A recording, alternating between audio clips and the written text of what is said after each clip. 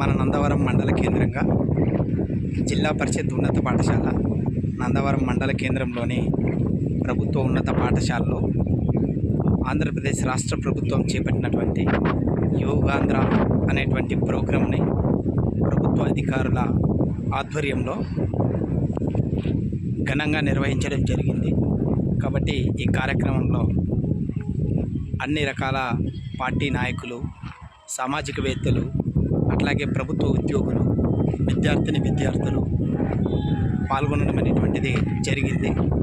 ఇలాగే మన రాష్ట్ర ప్రభుత్వము, కేంద్ర ప్రభుత్వము చేపట్టేటువంటి ఈ యొక్క కార్యక్రమాన్ని దేశంలో ఉన్నటువంటి యావత్ భారతీయ ప్రజలందరూ కూడా ఈ కార్యక్రమాన్ని నిర్వహించాలి.